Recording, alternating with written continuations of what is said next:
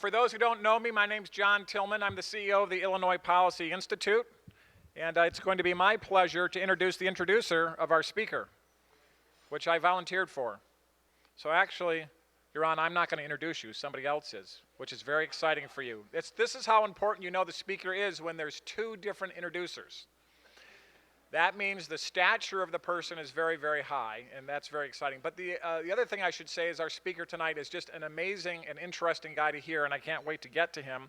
But I just want to start with a couple of opening remarks, and then I will tell you a little bit about a colleague of mine who will come up here and introduce tonight's main event. How many of you were aware there was a teacher strike in Chicago? Yes. And how many of you think that went really well for the children? The children. Wait. You weren't listening, were you? I saw you. No. How many of you think it went really well for Karen Lewis and the Teachers Union? How many of you think Rahm Emanuel gave in far too much, far too soon? Why do you think that was? Anybody got a theory on why the children were left on the outside and the Chicago public school system and the families have no choice? Anything else? That's a pretty good one. Anybody want to? Yes, sir. There's an election coming up. Yes, the mayor was under tremendous pressure not to let this strike linger.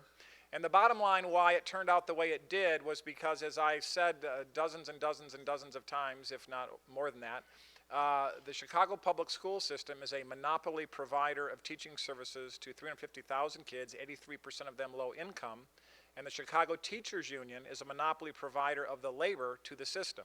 And so the two people at the negotiating table were both monopolists, and the parents of those children were not at the table. The only way to put pressure on people at that negotiating table is to empower parents instead of leaving the Chicago public school system and the Chicago Teachers Union in full control of the system. And that's why the Illinois Policy Institute is very dedicated to education reform. And we have Ted Dabrowski. Are you here? Ted, are you in the room? Ted is not in the room. Well, I'm getting the wave. Nope, Ted's not here. Ted is out doing something I'm sure much more interesting than what I was about to have him do, which was introduce our new Director of Education Reform, Joshua Dwyer. I don't know if Joshua is here. There he is. Raise your hand back there. Everybody give Joshua a nice round of applause. He's joining us now as our Director of Education Reform. We're very excited that he's here, and clearly we have a lot of work to do. If education reform is one of your passions, you will see his name popping up on our website. Feel free to send him an email, and he'll tell you a lot more about it. I'm happy to tell you that one of the reasons the Institute has been so effective at informing and shaping public policy debates is because we have some of the smartest, most effective people in public policy in the different key areas. We have Paul Kersey, our labor specialist. I just mentioned Joshua now in education reform. Of course, our policy shop is run by Ted Dabrowski. I wish I could name every single person on the policy team. I can't do that, so those of you I haven't mentioned, don't take it personally. But one of the things that those of you who support us financially do is allow us to bring amazingly talented people in to do the policy work. We're also not only the ones doing the policy work here in Illinois, we're the only ones who have a material presence day by day, week by week, and of course month by month in Springfield. We have an office in Springfield. Christina Rasmussen heads that up. What is essentially our lobbying arm by Illinois law, although we call it issue advocacy here in Illinois, is headed up by Matt Paprocki. Matt, are you here tonight? Matt, there he is, way back there. If you want to know who's going to twist the arms of legislators and get them to adopt a liberty agenda, it's Matt right back there. He does good work. Matt came to us from the inside of the beast that is Springfield, so he knows how the game works. But nobody spends more time in committee meetings, legislator meetings, than the Illinois Policy Institute staff. And I just want to share that with you, and that's one of the reasons we were the go-to resource for the media during the Chicago teachers strike. We did, I think the number was, I heard today from Diana Rickert, who's here somewhere, 386 hits in media. How many of you saw me on John Stossel's show? Anybody? John Stossel would be very happy to hear that, but would want more viewers. Fox Business, Thursday nights, 9 o'clock. Please watch John, even if you never see the episode I was on. It was an amazing episode, though, about union power. So just want to share a little bit of that with you, and then I would like to introduce to you a new addition to our staff since August. John Knowles serves as our Vice President of External Relations at the Illinois Policy Institute. You all probably know this. I always like to joke, and then you've heard this before. John O'Hara, who used to hold this position, left us to go live with his wife in Columbus, Ohio. And I guess if you have to choose between pursuing liberty in Illinois or pursuing matrimony in Ohio, that's a logical choice that John made. And we have found that John continues to also pursue liberty there as well. So we're happy for him. But we're thrilled to death that John Knowles has joined us. John holds a bachelor's, a BA in international relations from Western Michigan University, as well as a Juris Doctorate. That's a law degree. That's a fancy term for a law degree. And a fellowship certificate from Michigan State University. My wife is a Spartan, and she was very happy to hear we'd hired a Spartan. John came here with his wife, Jennifer, from Florida. John had been heading up the Ave Maria initiative down there and doing their development work and their public relations work, and did a great job for them and set a record there in terms of fundraising, and we're looking forward to him helping us have the resources we need to push that ball up the hill and make sure that Illinois turns around and becomes a state where liberty prevails and prosperity most surely follows. And John's going to come up here and make a few remarks and then introduce our speaker, John Knowles.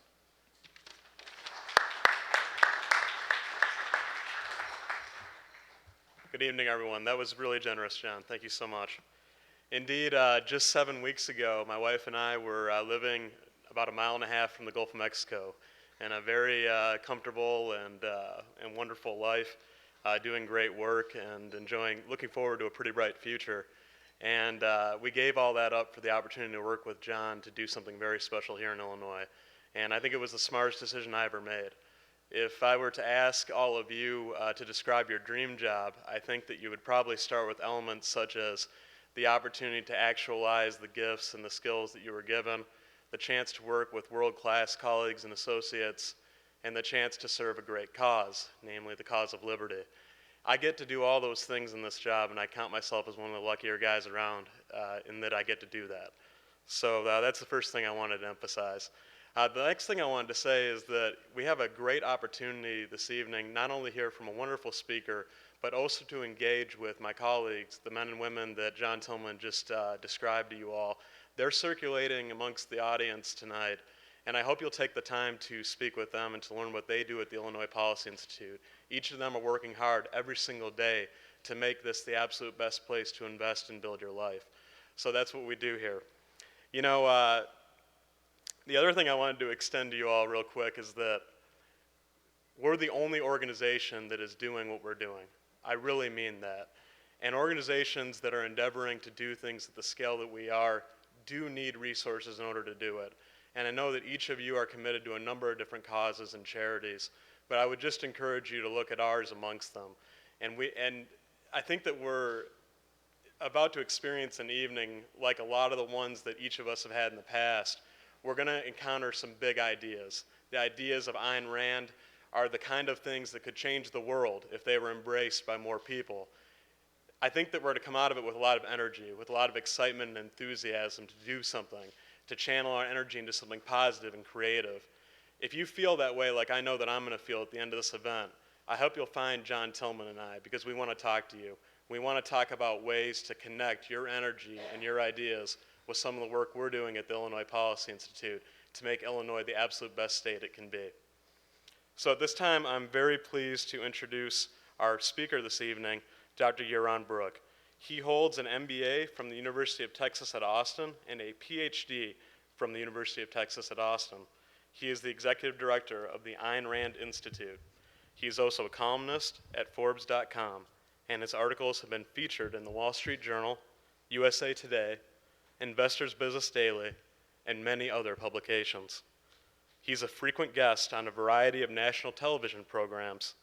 He is the co-author of Neoconservatism, an obituary for an idea. Sorry, I didn't even intend to do that, I promise. So, he is a contributing author of Winning the Unwinnable War, America's Self-Crippled Response to Islamic Totalitarianism. His newest book, which is a national bestseller, Free Market Revolution, How Ayn Rand's Ideas Can End Big Government, is co-authored with Don Watkins. A former finance professor, he speaks internationally on such topics as the causes of the financial crisis, the morality of capitalism, and ending the growth of the state. Ladies and gentlemen, please join me in giving a warm welcome to Dr. Yaron Brook.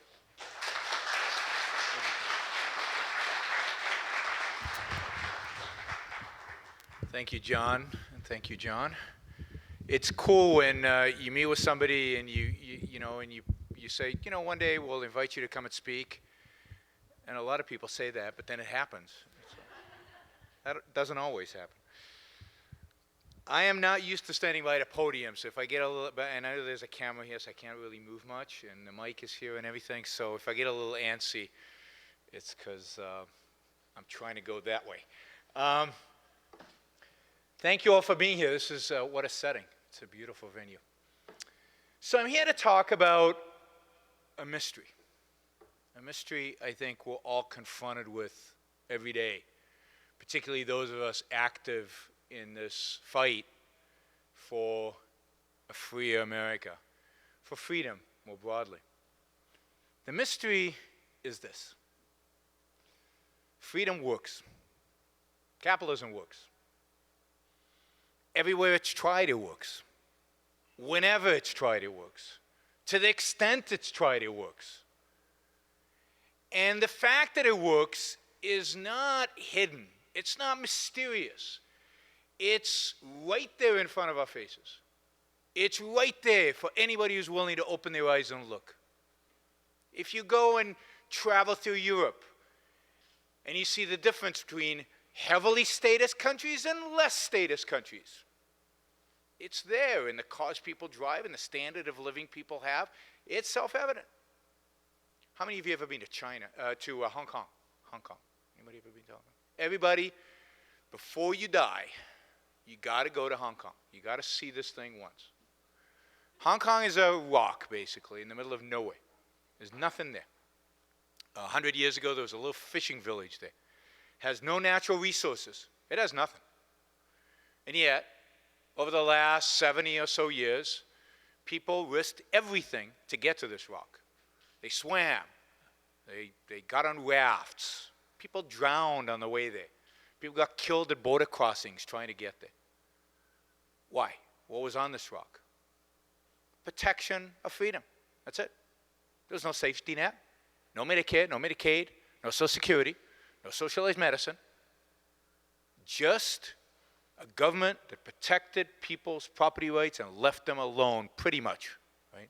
By the way, they couldn't even vote, but for a long time, right, under British rule. But people risked their lives for those economic opportunities, for that freedom, for that ability to make something of themselves. And today, I don't know what the population is there. I should probably look it up. I use it in enough of my talks.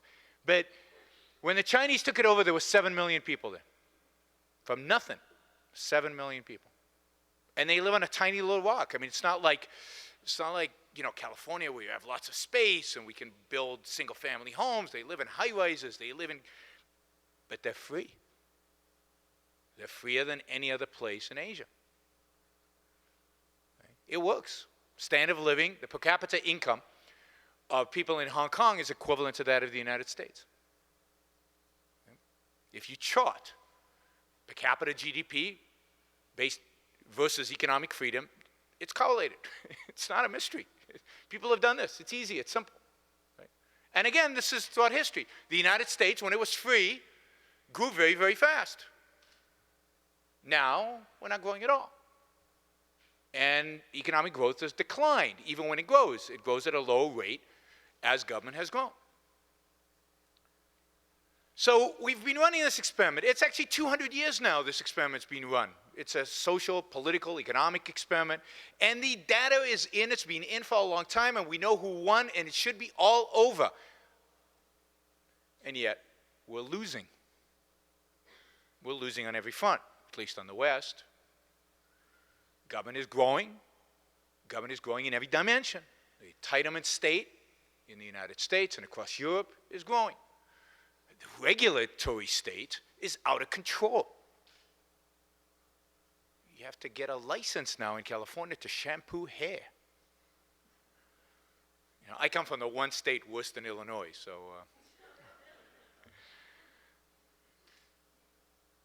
We know, for example, just to feed off of what John just said, right? We know competition, innovation, entrepreneurship work. Every industry we try it, it works. Yet, if somebody raises the notion of let's privatize education, sell all the schools off, bring entrepreneurship, innovation, and competition to education, people run from you like you're some nut, right? I'm talking about real privatization. People think you're crazy. We won, and yet we're losing. And it's not that we lack economic knowledge. We've had great economists on our side. They even won Nobel Prizes. Now, I know that's been, anybody could win a Nobel Prize these days. President Obama is evidence of that. But then, of course, he follows in the proud footsteps of Yasser Arafat and the leaders of Northern Vietnam. So, there's a long tradition there. But look, we've had great economists. Economic knowledge, we know why markets work. It's not a hidden mystery. Whether it's Friedman or Hayek or von Mises or the many, many, many Chicago school, Austrian school economists, it's there. The knowledge is available. And it's been there for 50 years.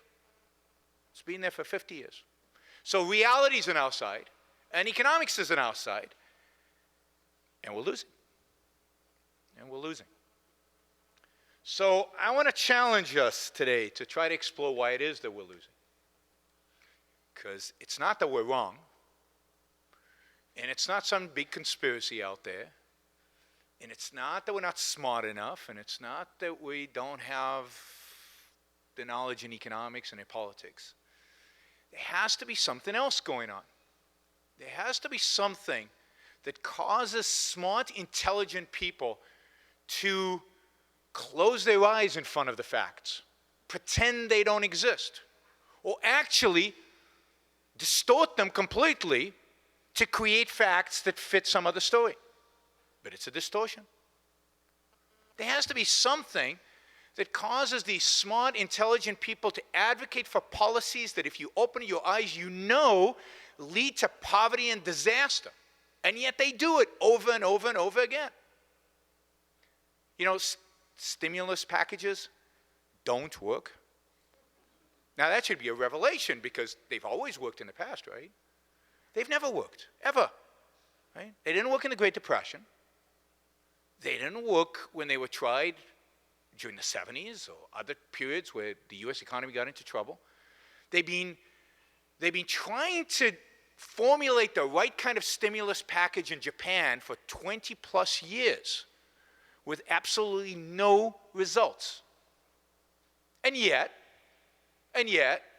no fear, we are going, you know what Einstein called this? Insanity. Thinking that you can do the same thing over and over again and get different results. That is insanity, and yet we're all insane. And this is not a Democratic problem, because remember, the first stimulus package was Bush's. But it was only $300 billion, and it didn't work because it was too small.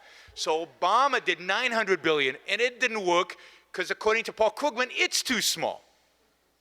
They have no shame. So what is it? What is it that can cause people to look at reality face on, look at the facts straight on, and conclude something completely opposite of what the facts suggest? Now, I would argue that means that there are more fundamental ideas at play. Ideas that cause people to shape their economic theory, to shape history, to shape the facts of reality in order to fit their much deeper beliefs. So nobody believes Keynesianism works. It just doesn't, because it's been tried and tried and tried and doesn't work. But look, if you believe that government is the solution, that the only solution conceivable, because there's something about markets and about individuals that you don't trust. So your starting premise in life is government is the solution. Then Keynesianism is the only economic theory that you can use, because it's the only economic theory that says government is the solution. So you don't pick Keynesianism because it works. You pick Keynesianism because it's the only thing that fits your much more fundamental assumption. Paul Krugman doesn't believe his economics work. He doesn't care about economics. He cares about a much bigger philosophical agenda that he is pushing. So what are these ideas? What are these ideas that people hold on to and that shape the way they look at reality and shape their politics and shape their economics and shape everything else? Well, let's start with their ideas about the marketplace, about their attitude towards the marketplace, towards capitalism, towards freedom. Because, not only do they reject all that, but, I was telling you a story. Every time I have I do these debates. I do debates on the causes of the financial crisis. And within like 15 minutes, it's clear that the other side has absolutely nothing to say. Nothing. This crisis was caused by government from beginning to end. I can prove it over and over and over again. There are a million concretes that you can use. There are a million examples. They have nothing to say. Greed on Wall Street, right? That's their argument. As if greed suddenly mushroomed in 2005. Wall Street financiers always wanted to make money. There's nothing exceptional about the late 2000s. What funneled it in the way it was funneled? That's all government. They have nothing, absolutely nothing to say, and yet the audience, they are so eager to blame Wall Street. They're so eager to blame capitalism. What is it about capitalism and Wall Street that makes them so eager to blame it? So eager to ignore the facts, to ignore reality, and blame capitalism. So what's capitalism about? What are markets about? What are we going to the markets to do? What is the purpose of the marketplace? I usually use my iPhone, but somebody took it, so I can't use my prop, right? Yeah, he's waving his iPhone back there. Thanks. Why did Steve Jobs build an iPhone? To make money. Why do businessmen go to business? To make money. No, not just to make money. They love what they do. They love the challenge. Steve Jobs loves the beauty of his products. He loves to see his vision manifest. But it's all about Steve Jobs. Steve Jobs is in business because of Steve Jobs. Because of his passion, his values, and the fact that he wants to make money, profit. Now, I like to say, some of you have heard this, so you can still laugh. I like to say that in 2008, when the economy was spiraling out of control and I went to buy my first iPhone, I did it because I wanted to stimulate the economy. Because I know that's why you guys go to the mall. Because you care about your fellow man and you want to make sure that there are enough jobs in Illinois. You go to the mall to make your life better. You go to the mall to buy the values you think will make your life better. When you go to the mall, when you're a consumer, you go because of you. The marketplace is the place in which we go in order to pursue our self-interest, our material self-interest. It's a place in which we enhance our own lives, whether it's by working and being productive and gaining the self-esteem that comes from that, making the money that then we can go and buy nice things for ourselves and for our family and for our friends and for the people we love. Right? The market is about self-interest. It's about profit. In the broader sense, profit. We all profit as participants in the marketplace. And yet, what do we know about self-interest? What have we been taught about self-interest since we were this big? Well, I grew up in a good Jewish family, and I was told, think of yourself last. Now, my mother didn't actually mean this, right? Nobody actually means it when they say this, right? But this is the morality we try to inculcate in our children, even though we don't want them to take it too seriously. Think of yourself last. Selflessness is the essence of virtue. To be noble is to sacrifice. To be noble is not to think of yourself. You know, Immanuel Kant, the great philosopher, said that if you, in making a decision, even think about what's in it for you, even that enters into your mind as a consideration, it's not moral. It's out of the realm of morality. Morality means selflessness, no thought of yourself.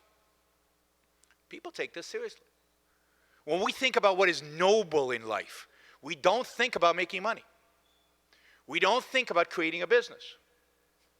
We don't think about going to the mall. We think about sacrifice, about giving with expectation of what in return? Nothing. That's the essence of sacrifice.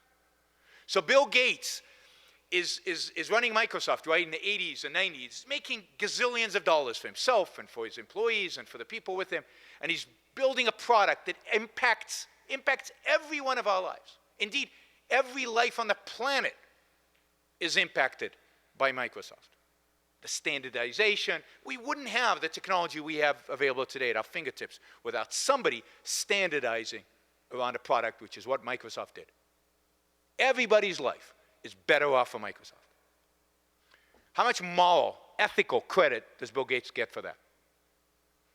Zero or negative, because he dared to make money in the process, and a lot of it too.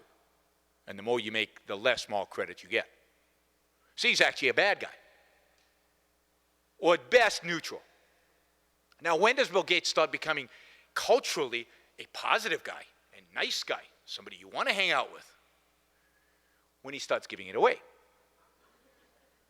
This is true. We live in a culture that thinks that nobility is about giving away, but making the stuff, creating the wealth, we don't really like that much. We like giving, we don't like creating. That's bizarre, just on its face. There's something very, very wrong with that. Now, I probably shouldn't say this, but I think I could guarantee Bill Gates' sainthood. What would he have to do to be a saint? I'd have to give it all away, move into a tent, because there might be some suspicion that the fact that he's giving it today, he's still enjoying it, maybe. Right? Maybe he's having a good time. And he still lives in that beautiful, huge house, right? And he still drives a really nice car. So he'd have to give it all away, move into a tent. And if he could bleed a little bit. It's funny, but it's sad. That's what we view as noble. That's what we view as moral. That's what we view as right, as just. Not building, not creating, not trading. What's a trade? Trade is I give you something, what do I get in return? More than what I gave. And what do you get? More than what you gave. So when you go buy a car for $20,000, how much is the car worth to you? More than $20,000, I hope, right? Otherwise, why would you give up the 20? You'd be indifferent. I'm the dealer. How much was it worth to me?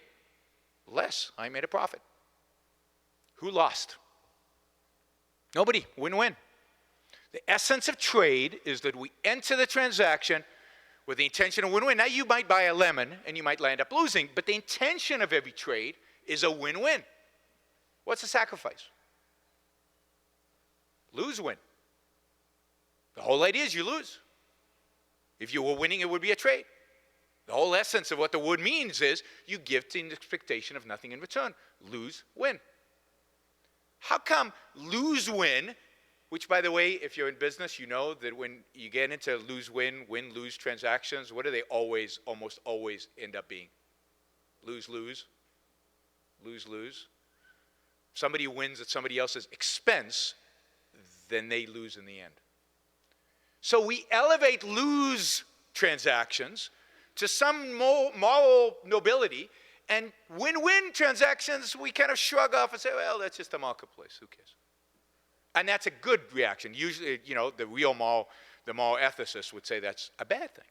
Because what are the two people doing when they're doing the win-win? They're both pursuing something that we don't recognize as moral, their self-interest. So nobility is giving, sacrificing, losing.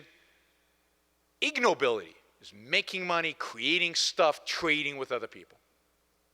A culture that believes in that cannot and will not ever become a capitalist culture. That is irreconcilable. Now, Adam Smith had a way around this. Adam Smith fudged this, because he got this, right? I don't know if you've read Wealth of Nations, 1776. You should always remember when that book was published, because it's the key date, right? Everything happened in 1776.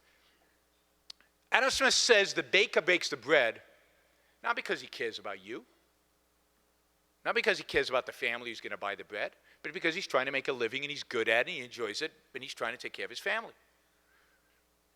The grocery store that sells you the bread doesn't care about you. It's trying to make money for themselves, for their families so that they can live. The truck who delivers the bed. And he goes on and on in examples, and he says, they're all in it for their self-interest. Now, Adam Smith is uncomfortable with that because our culture is uncomfortable with that. Even some of you are probably uncomfortable with that. Certainly everybody outside this room is uncomfortable with it. So what's the solution? Well, Adam Smith solves it by saying this.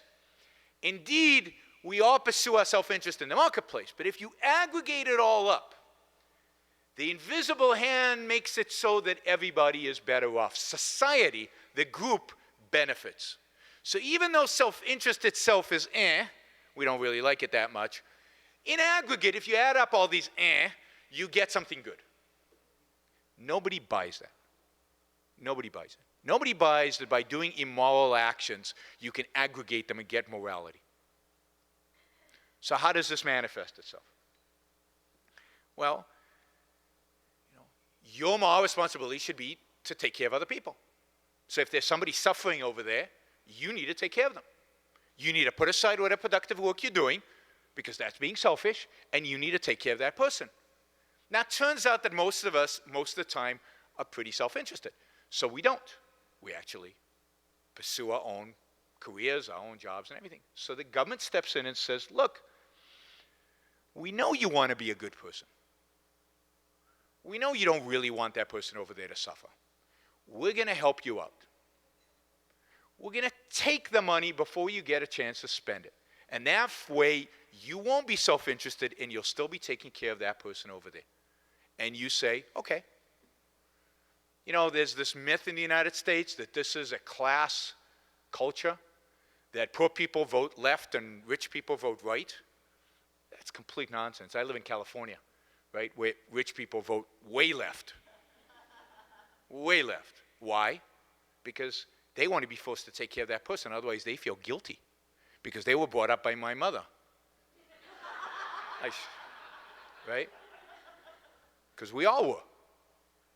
They were brought up with the idea that morality means taking care of that person. And if you don't take care of that person, you're not good. And if the government forces you to take care of that person, how bad could that be?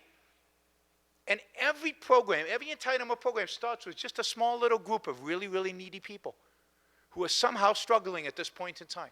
And it's your moral obligation to take care of it. It's our moral obligation to take care of them. So we'll just pass a little tax just on a few of us that won't go too far, and it'll just take care of that small group. And then, of course, 3 years later, there's another group. Right? I mean, think about health care. So first there was really, really poor people. They needed Medicaid. And, you know, how can you let really, really poor people not get quality health care that everybody else gets? It wasn't they were dying in the streets.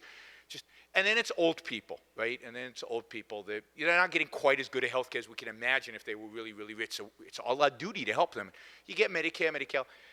And then there's people who fall in the cracks. They're not quite middle class enough to buy insurance, but they're not quite poor enough to get Medicare, so we create programs for them, particularly if they're children, right? We have lots of these little programs for children, because children do what? They tug at our heartstrings even more. They tug at that moral notion that we're responsible of it even more. And of course, Republicans have granted them all high ground that we need to help that person. If you accept that you are your brother's keeper, then you have lost. We've lost because we've accepted it. So I'm my brother's keeper, so there's my brother, and there's my brother, and there's another brother. There are a lot of them. And if they know that I'm keeping them and I have a lot of money, they're going to be more of them. They're all going to declare brotherhood to me. Right? That's how the entitlement state grows. It grows. It grows. Every time you add a little bit, they really seem to need it. But you keep adding. And today, Social Security is used for all kinds of things. Medicare, Medicaid have blown all out of proportion. We have multiple health care. And, of course, we've got Obamacare now to cover that other group that we priced out of the market called the uninsured. And when that doesn't solve the problem, we'll socialize medicine completely, which is clearly the agenda, which everybody wants. And that'll solve the problem. Everybody will get the same lousy health care. But it'll be the same, and there won't be one group that needs it more than another group. They'll all need it the same. So they use it to tug at our heartstrings to get us to support other people, to redistribute wealth. The whole redistribution of wealth is based on you are your brother's keeper. And then there's a flip side to this. We call that in the book, we call that the argument from need.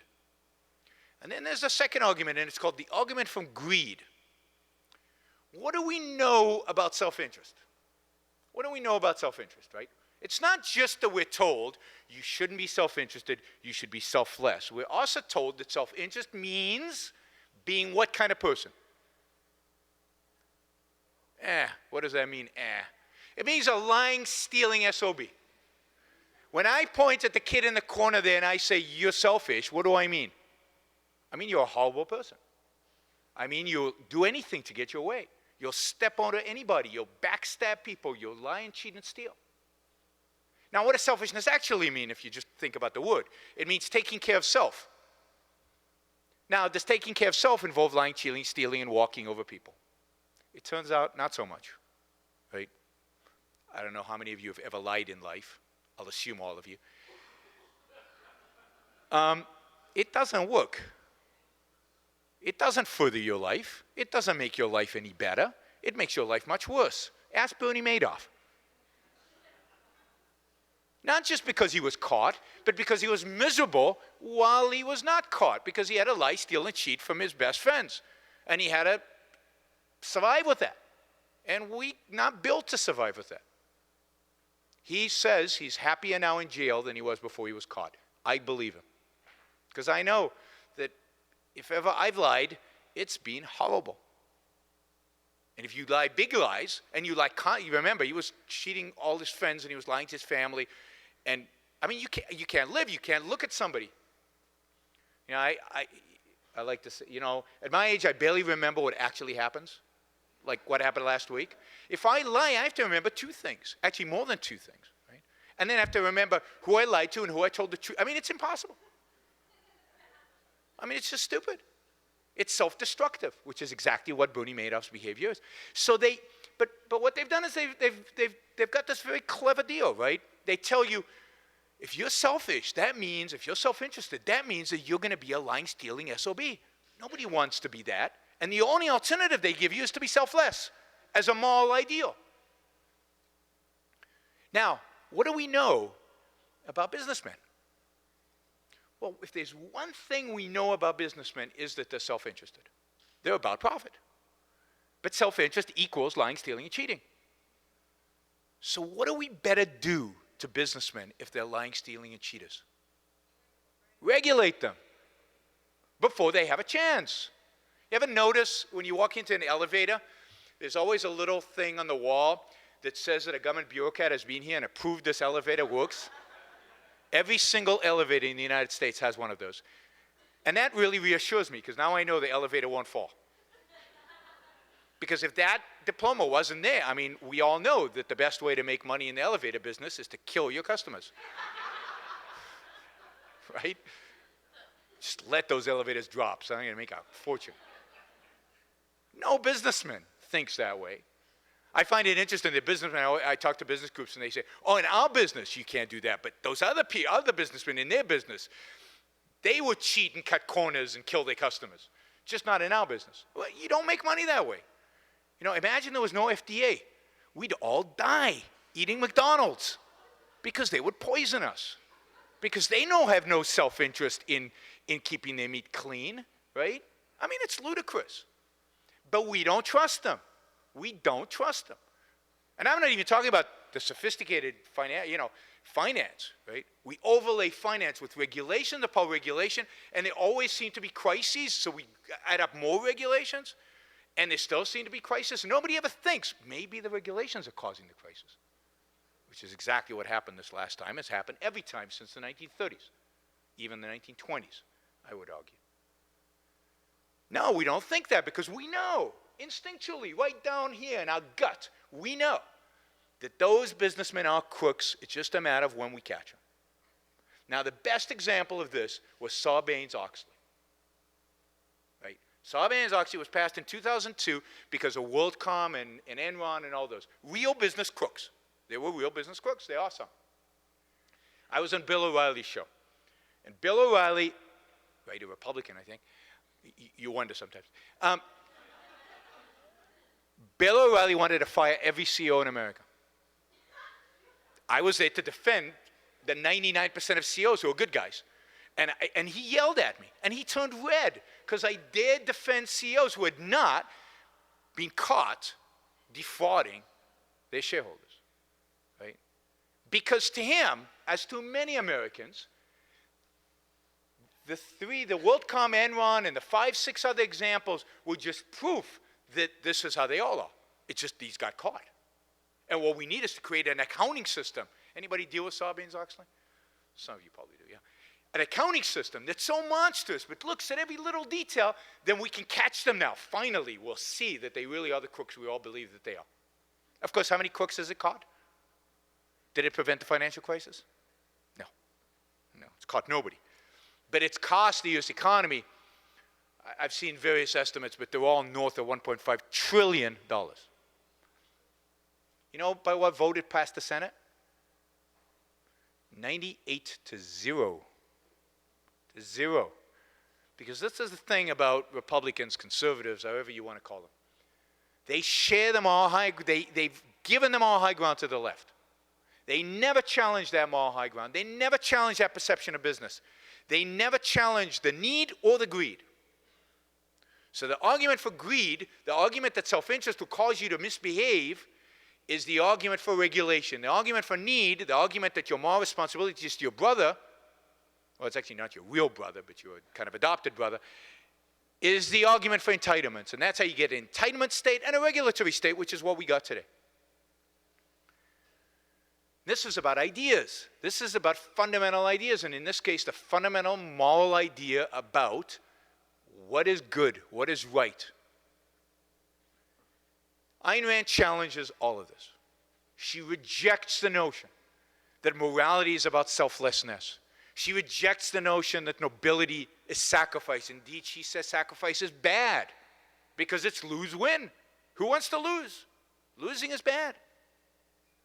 She's an advocate for rational self-interest, for the businessman's self-interest, for self-interest rooted in win-win, for self-interest rooted in the trader principle, in the relationship of traders, in the relationship of valuers, in the relationship of I give something and I get of greater value and you get greater value. But all of us pursuing our self-interest. And she says that's not good. You don't have to justify that because society's better off. The justification is in and of itself. It's because you are making your life better. What's more noble? What's more moral? What's more right than taking care of yourself and the people you love? Of making your life the best life that it can be? Of living a flourishing, successful, good life. This is Aristotle. If you've read Aristotle, this is what Aristotle was about. The virtues in Aristotle are about a flourishing life. Not about society, not about your brother, not about other people, about you. About how to make life the best that it can be for you. And you do that through these trading relationships, through these win-win relationships. So by doing that, what happens to other people's lives? They're better off, just like we're all better off because Bill Gates was greedy for more money. He was. Made a lot of money, and then he kept going, and he made even more. But that's good, because how did he make his money? By selling us products we wanted at the price below what we're willing to pay for. He could have raised it $20, and we still would have bought it. He could have, right? So a morality based on self-interest that elevates the one value that makes all, where do we get all this stuff? These amazing books, this building with 40 stories, the lighting system, the chairs you sit on, the clothes you wear, everything. Everything comes from one place. Because if you think about man and nature, dumped out there into nature, right? If you look at your neighbor, we're pretty pathetic animals. Right? We're weak. We're slow. We have no fangs. We have no claws. Try biting into a bison. They used to roam around here, right? You can't do it. What makes all this possible? What makes it possible for the human race to exist? Your reason, your rational faculty. That's what makes it all possible. There's nothing. There's no values out there that are not ultimately made possible by the human mind. That's what we should be elevating It's our ability to think. And what's the enemy of thought? What's a thing that can prevent you from thinking? What's a thing that can prevent you from acting on your beliefs, on your thoughts? Force, a gun, coercion. So if you want people to be able to pursue their self-interest, to pursue their life, to pursue their values, to build skyscrapers, what do you need to extract from human relationships? Force, coercion. That's what individual rights are. That's what the Founding Fathers conceived of, a political system that extracts coercion from human relationships. Rights are rights to freedom, rights to do, rights to act. They're rights to live your life. The founders got this. And they created the only political system in history that allows us to pursue that, to pursue our life, to pursue our values, to pursue our mind, to pursue reason, to build, to create, all those things that we poo-pah. But that's what this country's about. That's what made this country great. That's what the political system in this country makes possible. It's the creation, not the giving. The giving, yeah, giving's fine. I've got nothing against charity. It's very nice. Do it. You know, I run a 501c3 too. We love your support. But what's really important to you, to your life, is the work that you do, is the things you create, is the values you create. That's what's important. That's what's noble. That's what makes you a good person, not the charity that you do. Nobility is about creating. It's about using your mind to change reality, to make it better. And that's what the founders created in this country. That's what we're losing. And the founders got it. They got it at a much deeper level than most people accept. Not completely all the way down to the Randian level of understanding the morality, but in politics they got it. Because in the Declaration of Independence, the most important political document in human history, more important than the Constitution because it sets the framework for the Constitution. You cannot understand the Constitution unless you understand the Declaration. In a Declaration, it doesn't say that your job is to maximize social well-being. It doesn't say that you are your brother's keeper. It doesn't say that that the poor are entitled to what you have earned. It says that you have an inalienable right, which means nobody can take it away from you. Not 99.9% of voters can take this away from you. You have a right to your life, which means a right to live your life as you see fit, to pursue the values that you think are right, to fail, and maybe learn from that failure and do better next time, or maybe not, and be a failure. You have a right to live, to pursue your life, and you have a right to liberty. You have a right to be free of that coercive power that is typically from the government, but from your fellow man. The one job of the government is to protect you from your fellow man who wants to harm you, right? To punch you, to steal from you, to defraud you. That's what protecting individual rights means. So you have a right to your own life, you have a right to your own liberty, and in the most selfish political statement in human history, you have a right to pursue your own happiness. That is a profound statement.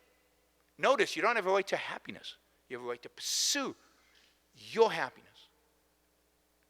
Now, if we can recapture that, if we can recapture the idea of pursuit of happiness, with the entire morality that implies, that you own your life is yours to live as you please, that nobody has a right to force you to do something you don't want, then we win. That's what we have to recapture. And it should be easy because we have the real moral high ground and we have an incredibly appealing message. We're for the pursuit of happiness. Now, it doesn't get any cooler than that. Thank you all.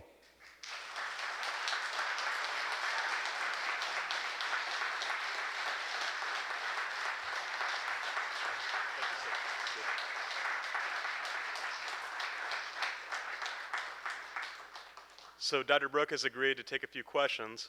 Roxanne is going to walk around with the microphone. If you'll just raise your hand, you can ask your question.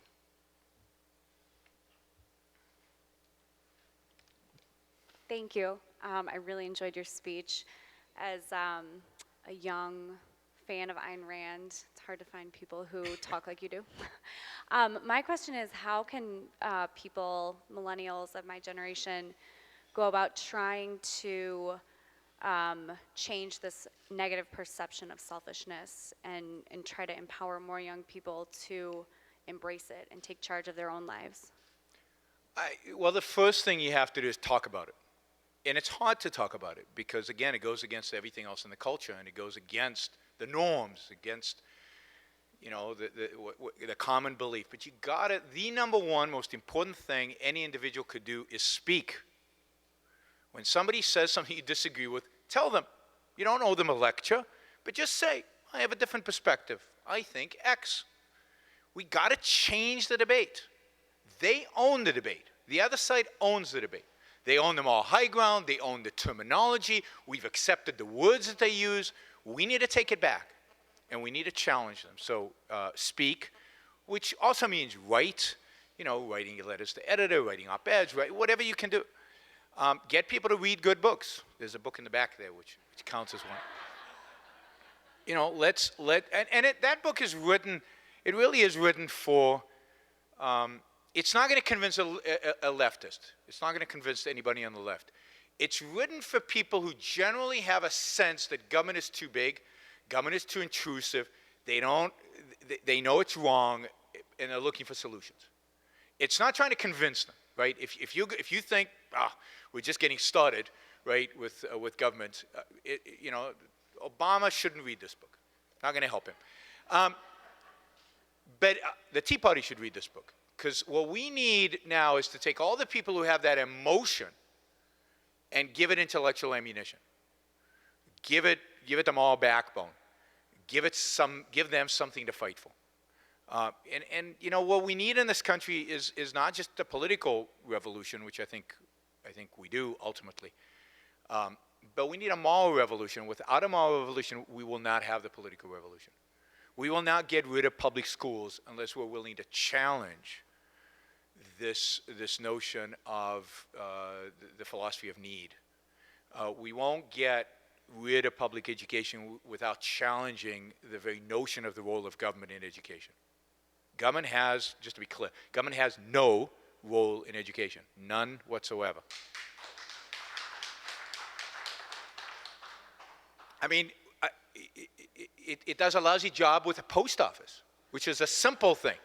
I mean, I like to ask people, if you want to get a letter to the other side of the country the next day, do you use the post office, FedEx, or UPS? Nobody says the post office, right? So I say, so why are you comfortable dropping your kids off every morning at the post office? It's the same mechanism, same incentive structure, same monopolistic behavior, same union phenomena, same thing. Why do you think you'd get better results? The quality of the post office is the quality of public education. And what you need is to get rid of the monopoly. And the only way you get rid of a monopoly is to break it up, and that's to sell it. And if you're worried about poor kids, then start a foundation. And there will be. There'll be lots of charity. There'll be lots of money going to help poor kids. Nobody who wants an education. There won't be anybody who wants an education who won't get one. And it'll be 1,000 times better than anything we have today because you'll unleash the entrepreneurial, the innovative spirits of this country that today are focused on developing a better phone. That's all we can think of.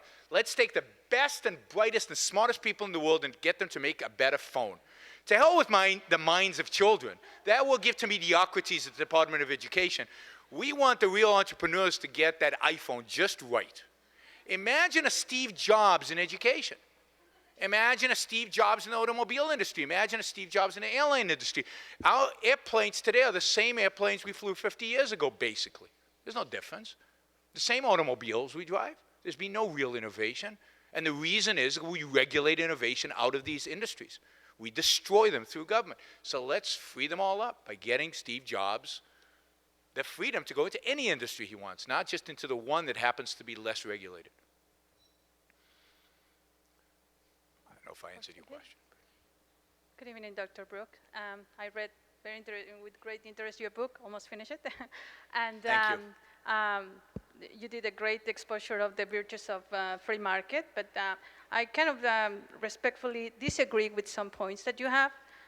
You constantly equate self-interest with the maximization of profits. But I would say that the most successful entrepreneurs, at least in our lifetime, might be not necessarily motivated with the maximization of profits itself, but something else. if you look at the case of Bill Gates, Jobs, and even yourself, you are a very high qualified individual, but you are not really, I think, pursuing the interest of maximization of profits by pursuing an intellectual endeavor. You are pursuing something else, the maximization of attaining something unique, and at the end of the day, creating great contributions with your talent. And I think that's something that is kind of missed in your book, that it's not necessarily maximization of profits in itself, but the maximization of your own potential, full potential. So when I talk about maximization of profits, I'm talking about in the context of business. And yes, Bill Gates maximized profits. His profit margin, if he cared about me, he would sell those products a lot less. The first iPhone had about a 60% profit margin, 60. Any of you in business know how rare that is and how amazing that is. He could have sold it for 40% less than that, easily. He was maximizing profits. That is the job of business, and that's a good thing, not a bad thing, not even a mediocre thing. It's a great thing, because of course Apple made a lot of money, so it could reinvest, make the products even better, make even more profits, so they could reinvest, grow the business, get into new products. The shareholders are better off, management is better off, everybody's better off. That, though, is in business. In other areas of life, we're not talking about money profits, we're talking about spiritual profits. But it's always profit in a sense, right? So yes, I could go to Wall Street, I think, and make a lot more money than I do. I mean, I had a PhD in finance. I could have gone to Wall Street, but I love teaching. I love doing this, right? You could give me a lot of money, and I would still do this rather than go to Wall Street. Many, many seven figures, and I'd still do this, right? So, but that's because what? Because I love this. I enjoy it. I get a profit out of it. Might not be money, but I'm getting something out of it, so it's still pursuing my self-interest. So yes, self-interest manifests itself differently in different realms. We are not materialists. We're not about money. Money to me is not that important. For somebody else, it might be more important than to me. That's fine. I mean, we all can have different weightings of where money comes in. But money in and of itself is just, it's a measure, right? It's the work that Steve Jobs loves. It's the work that Bill Gates loves while maximizing profits. So absolutely, only a portion of self-interest is captured by monetary profit or captured by anything materialistic. Most of what self-interest is about is completely spiritual and has nothing to do with material goods. But it's still self-interest. Okay, this is the last question. As a West Point graduate, I'm a little curious to hear what you have to say, although I think part of your answer of the last question might apply here is, with the morality of self-interest, how do you reconcile service in the military? Oh, I thought you were going to ask me about foreign policy. I was looking forward to that. So I think service to the military only makes sense if you're fighting for a good country. If you're fighting for freedom, if you're fighting for liberty, if you're fighting for rights. If the country sucks, then there is no nobility, no virtue, no goodness in serving for your country. Indeed, you're a traitor to freedom and liberty if you fight for a country that's anti-freedom and anti-liberty. A Nazi soldier should not be viewed as anything but a bad guy. Now, he was forced to be, but he volunteered. Or in the Soviet Union, or any country that is not a good country.